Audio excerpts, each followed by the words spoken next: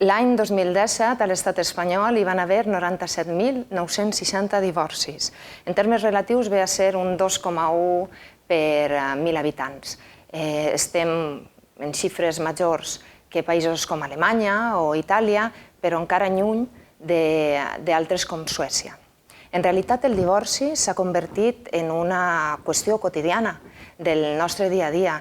Són moltes les parelles que nosaltres coneixerem que han trencat i que han suposat un divorci.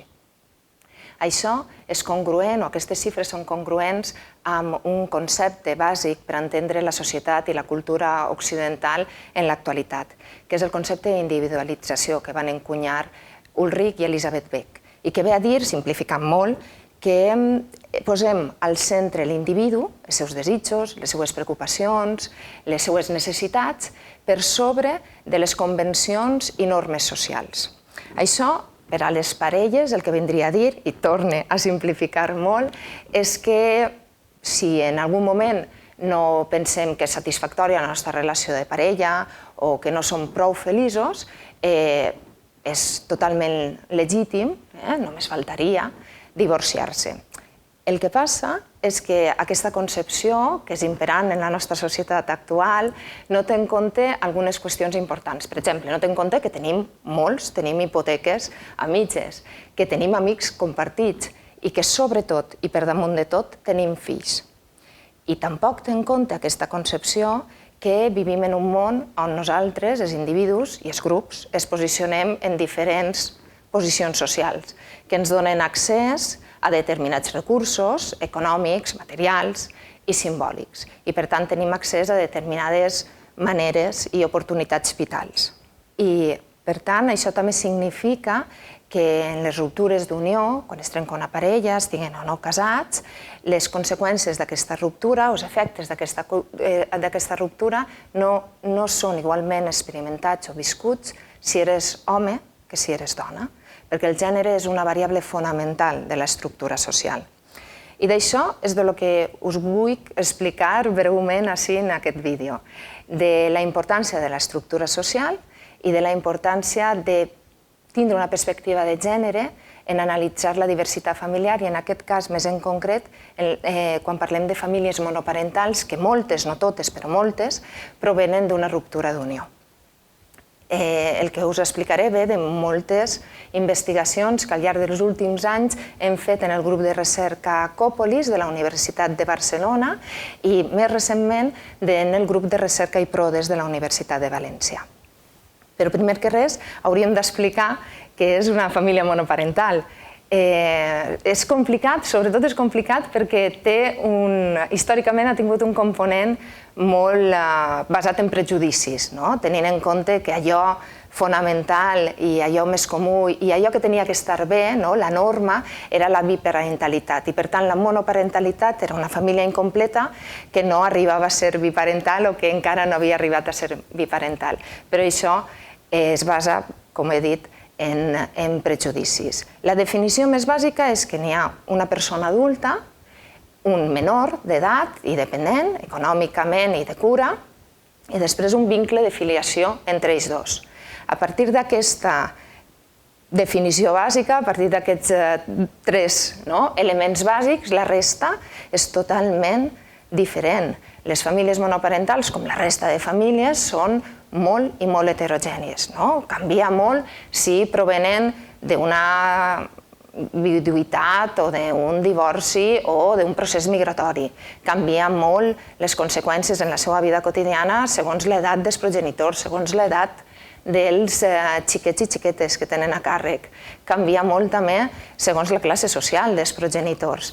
Per tant, això és important que ho sapiguem. Quan parlem de famílies monoparentals estem parlant d'una gran diversitat, d'una gran heterogeneïtat.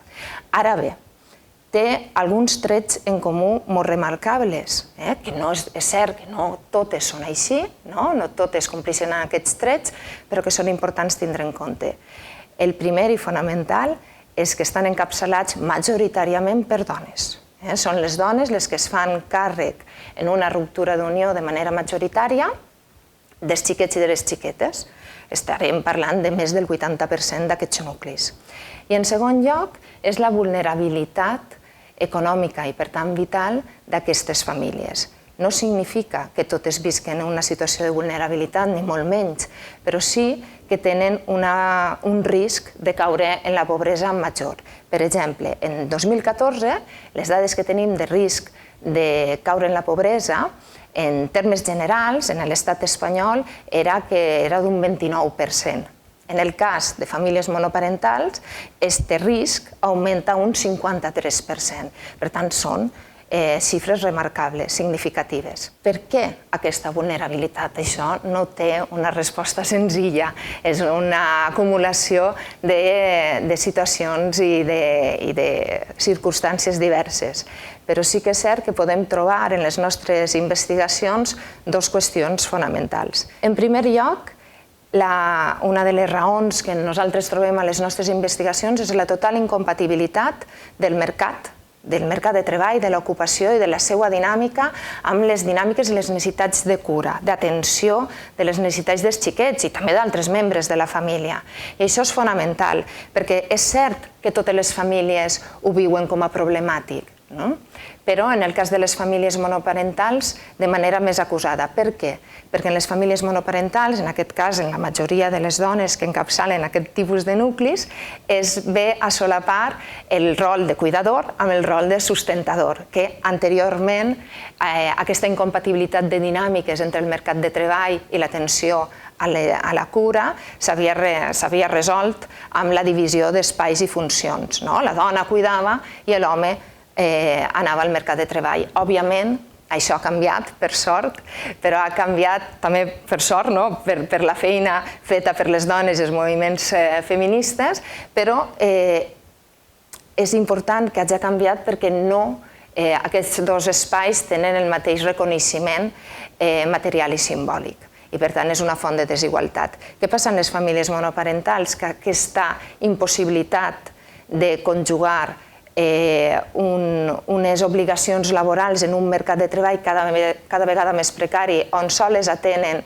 a les persones per el vincle de treballador, tu eres treballador i prou, no li vingues a explicar a una empresa que tens necessitats de cura fora de l'empresa, amb les necessitats de cura que poden ser majors o menors segons la teva situació familiar, però que són moltes vegades totalment rígides. És a dir, si la teva filla s'alça amb febre, tu no pots negociar amb ella que no tinga febre, que ja vindràs d'ací un rato que tens una reunió de treball, sinó que l'has d'atendre. Per tant, aquesta part de la conciliació és molt difícil de dur per part de les famílies monoparentals i, de fet, és una de les coses que més reclamen en les entrevistes que les hem fet, són mesures de conciliació.